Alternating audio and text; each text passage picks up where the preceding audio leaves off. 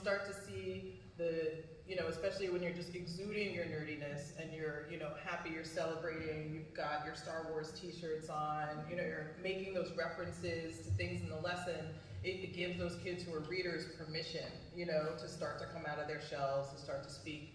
You just fill the classroom with books, and have posters all over the place. It gives them, permission to do those things.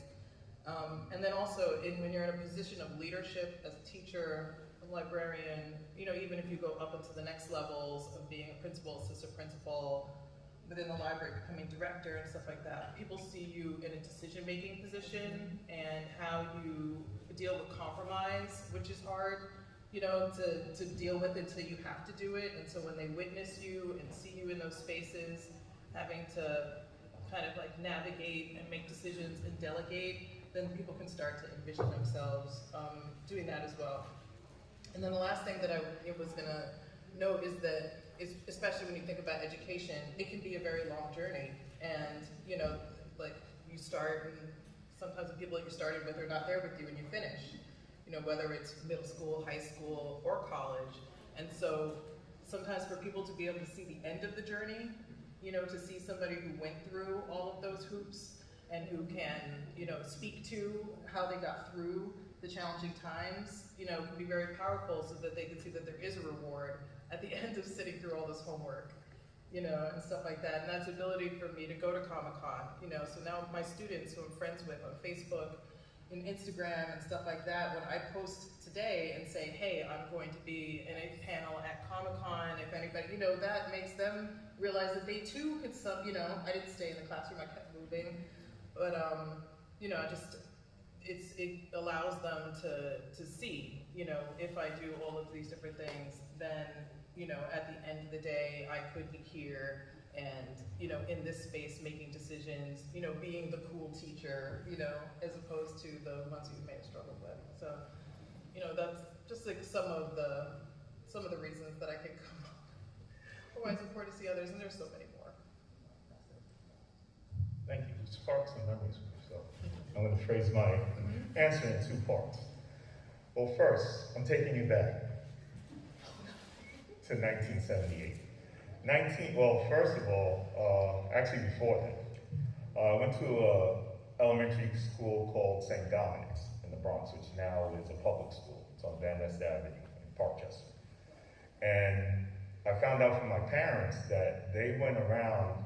I think you went to a different school for kindergarten, and then you came to St. Dominic's, because my parents went around to every elementary school in the Bronx and outer New York City, and they wouldn't accept me because of the color of my skin. They closed the door on them. The only school that accepted us was St. Dominic's, which was like a mile and a half away from our house. But no, we were kids, like, oh, you're going to St. Dominic's? Like, okay, because we're Catholic, and the church that we went to in Bronx River, St. Joan of Arc, didn't have a school. So I was like, okay, we're going to St. Dominic's because our church doesn't have a school. Makes sense to me. So I found that out later. Parkchester at that time was Irish and Italian, mostly Italian. When I wanted to go to high school, I said, well, I'm in Parkchester, I can go to high school anywhere. So I applied, I got into Bronx Science, I applied to every school in the world. I said, I'm not gonna go to St. Raymond's, because St. Raymond's is down the block in Parkchester. I walked into St. Raymond's, and I turned to my mother and said, this is my school. And I've never regretted it since. So I'm in this school that's half Irish and half Italian. Every day that I left, everybody was like, go home, you don't live here. Because I didn't live there. They knew it. But I went around in places, and my brother knows because he's younger than me, I went to places I wasn't supposed to be.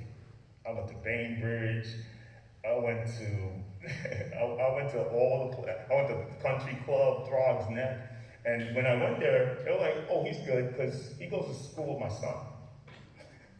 So I had a diversity there, and my friends, like, there was a handful of African Americans and Latinos. We used to sit at one table at lunch. We called ourselves the X-Men.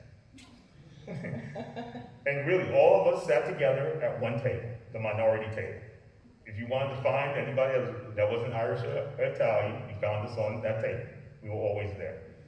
And it's funny, those are the guys, like I said, that read the comics and did all that. So remember, this is a school that we didn't have an art program. I was the president of the art club, but all I did was my friends would come in and ask me to draw comic book stuff as the art club president. So I never thought that I would come back to the school in Parkchester to teach. Now wait, this is special flex.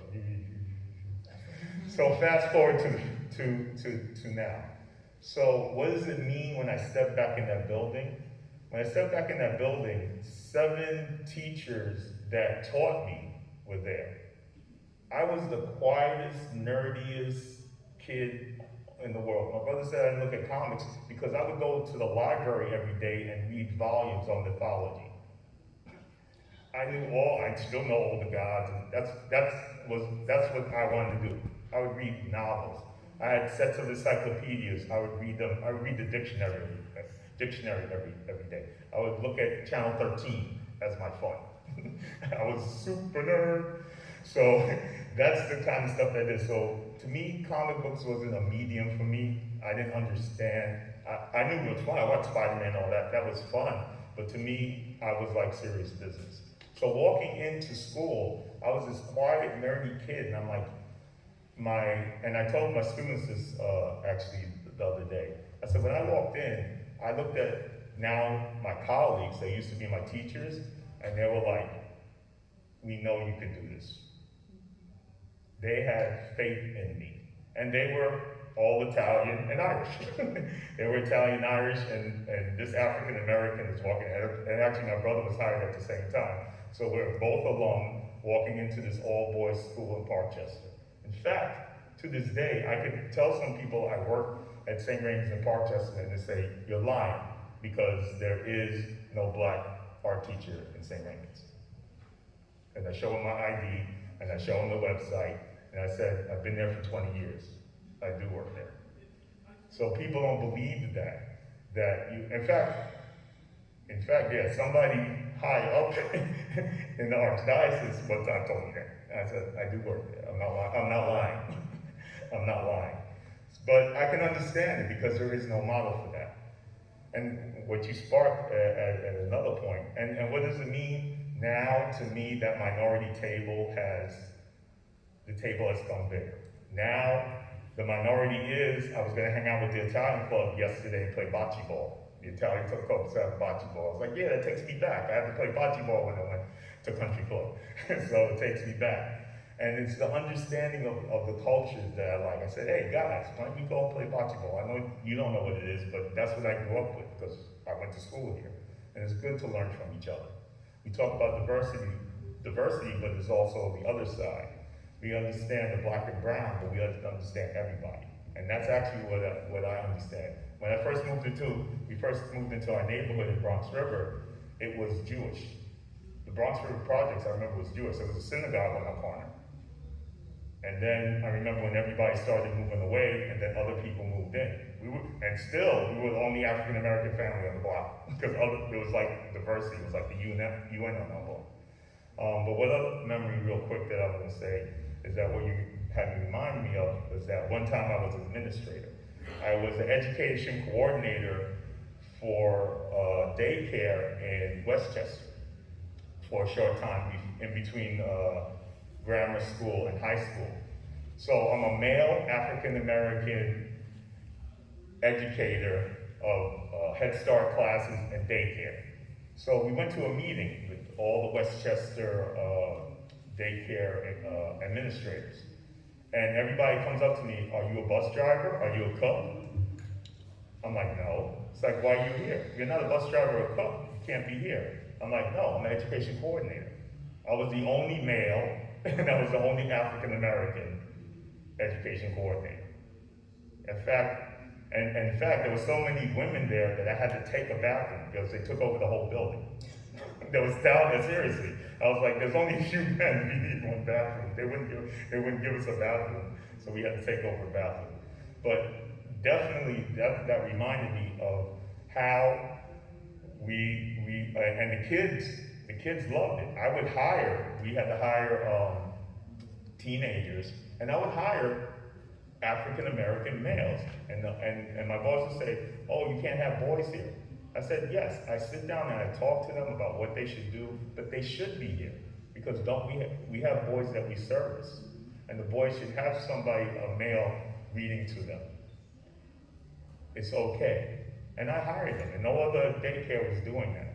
So our presence needs to be shown more and more. I don't know. I mean, I understand that, like you said, like the kids come flocking to me because I'm Lord of the Nerds. They ask me every question in the book about comics, like, but I don't really, besides that, I don't know really the impact of me being, or my brother being there. And we actually have about 11 alum that graduated, and they're Latino and African American in our school. So I feel blessed to be back there. I know my position and the magnitude of my presence being in that school, and I feel blessed every day. Wow, that's a tough one to follow, man. I'll start with what I recently experienced. This is my last school that I will be in before I retire. Got to Yonkers High 15 years ago. I remember being scared because I had just left Riverdale Kingsbridge, my last 2-year stint with the New York City Board of Education. Someone said, get yourself to Westchester, get yourself to Westchester. So I put my resume out to Lower Hudson Valley. 2 schools contacted me, Yonkers High first, and then by email, Pearl River, which I didn't realize a buddy of mine who I was coaching baseball with, I was the batting coach and he was the head coach. We had just won, the year before when I left, we had just won city championship, and he was working there, and I didn't know, so I put the email to the side and I focused on Yonkers. Principal called, saw the number, would you like to come in for an interview? I said, what's the earliest slot?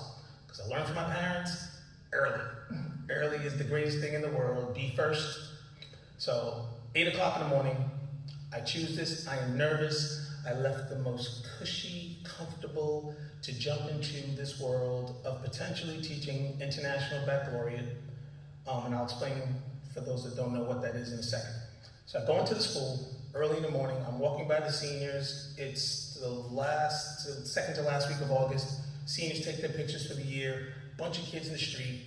And I'm walking up, I'm like, oh, I gotta navigate through this crowd. Now this is my coming from New York, 5 boroughs. These kids are gonna be resistant to me walking through. And I'm like, someone goes, look out, this guy's coming through. And I'm like, okay, parting of the Red Sea. And they said, what are you here for, mister? I said, an interview, good luck. I go, what planet? I was like, okay. I was like, all right. Kids move out of the way, I go inside. I'm in this interview, and the whole time, I'm saying to myself, I could stay in that other school.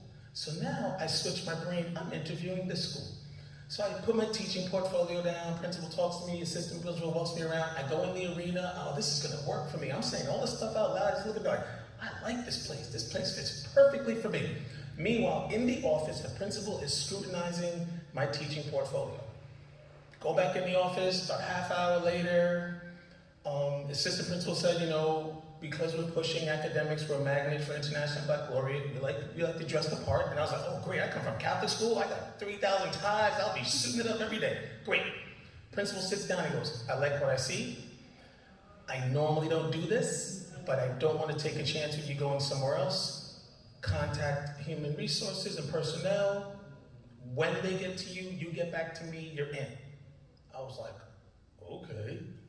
There was 6 other interviews. I don't know what he did with them. He told me on the way out. I called all 6 of them and canceled them.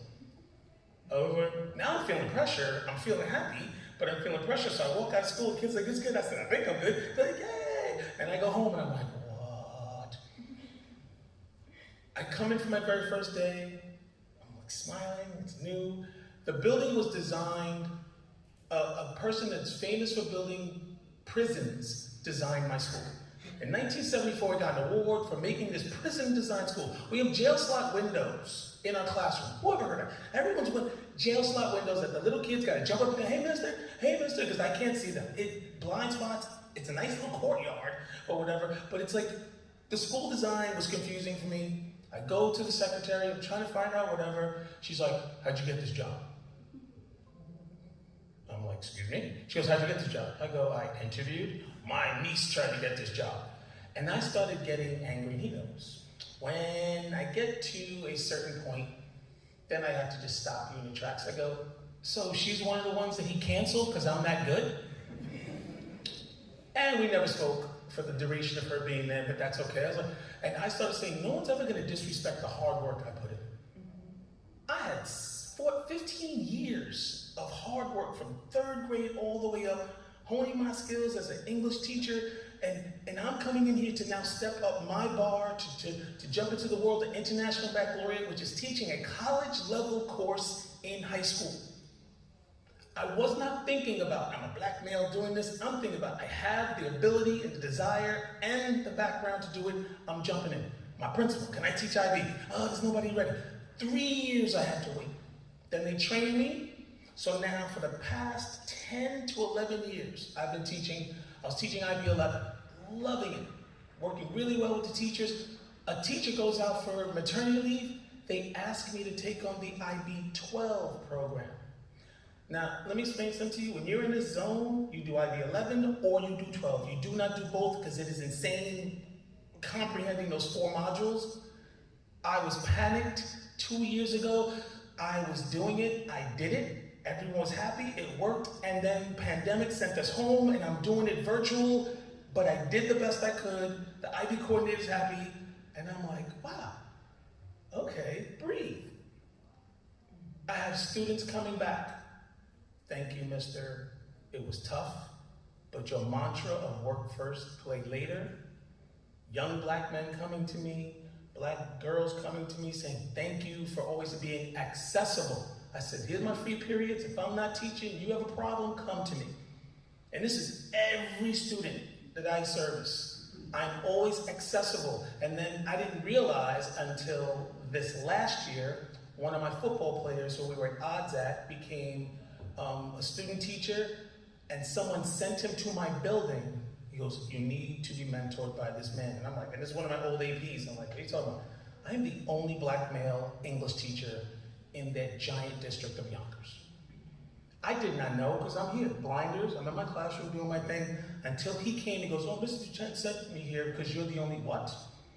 Now I go to English meetings, I don't look at the room, I'm paying attention to what I'm doing, I don't pay attention, and it hit me, I'm like, wow, and I felt this weight, but then at the same time, I felt better, because I was like, I did this, and these kids are looking at me like they can sit and do what I'm doing. And I said it's like washing a dish full of, a sink full of dishes, one at a time. That's what it is. It's always one day at a time, one thing at a time. If I make a mistake, I'm honest with them. I make bonehead moves. I said, listen, I'm all over the place. I got a million things going on. If I make a mistake, I will laugh at myself. And they're like, wow.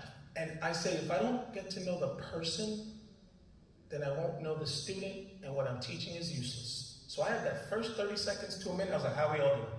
We good? What sporting event upset you last night? What did you watch? Oh, you don't know about that? I said, they don't know about Batman. I know, right? These kids don't know about Batman. I said, every test will have a Batman extra credit question. You better start learning about Batman. It is the gift that Mr. Poley, my chemistry teacher, gave me. I wasn't into Star Trek, I was a Star Wars person. He put Star Trek extra credit on every chemistry test. I studied Star Trek. That's the only question I got right on that chemistry test. And it's like now I look forward to having those kids in front of me and literally having that text message from one of them goes, your work first, play later worked. I'm going into my senior year of college. It's the greatest thing ever. I'm like, what? You were a knucklehead. And they get it. Sometimes they're not ready to listen, but they'll hear it later. And I will always walk in with pride and a smile on my face at that door, because I tell a student, if my car blew up, you didn't do it, I'm not bringing you into my nonsense. You deserve the best of me. And a teacher reminded me too, because you had a long day. When I saw you, you said hi with a smile. I go, I didn't see you all day, so you deserve that smile, because it's the first and only thing I gave you. And a lot of other people get all pissy and good morning, grumble, grumble, grumble. No, I am the same person. I will go home and be miserable because that's, if